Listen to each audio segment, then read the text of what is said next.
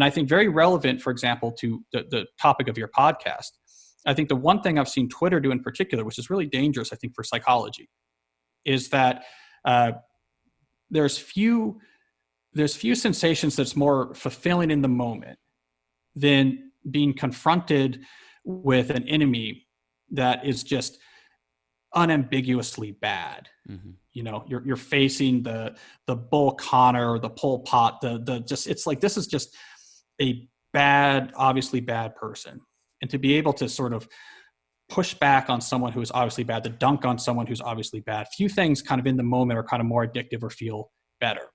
The hard thing is there's only so many examples in the world historically of people who actually fulfill that. But what Twitter has figured out is that, well, you can, the way it kind of shapes our brain is like, okay, here's the rhetorical strategy of Twitter, is just take whoever you disagree with and transform them into whatever just the absolute worst possible, unambiguously wrong form of them they can be, and then dunk on that straw man.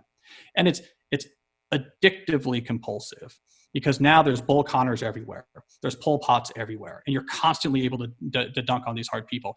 Now, of course, this pushes back against millennia of development of the art of rhetoric and understanding the world, an argument which was all about the subtleties of trying to tease out truth from the world. This is what Socrates was about. This is what Plato was about. This is what Aristotle was all about. This is what the dialectical method was all about, the subtlety of trying to understand the world.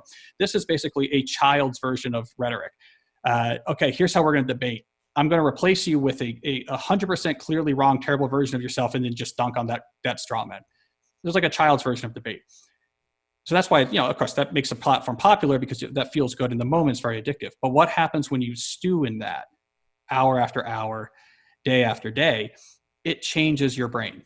I mean, I literally think you see the world in a much different way if you've spent 3 months marinating in that. You come out and you see the world, it's a much darker place. There's terrible people everywhere. You're upset. You're keyed up all the time. It makes almost any type of actual sort of engagement or dialectical progress or human connection very, very difficult.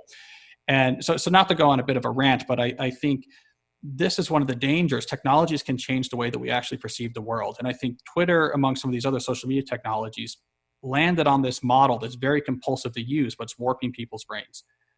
And so that all comes back to answer your original question, which is, if you're stuck in quarantine, I would go back. I wrote an essay very early on in the quarantine called On Digital Minimalism and Pandemics. I said, basically, check the news once a day to see what's going on. And that should be it. Don't go on Twitter. Don't go on CNN.com all day or whatever. Don't just make sure there's, hey, is there something I should know about happening today? Great. And then go on and do much more important things in your life. And that's why I make that recommendation.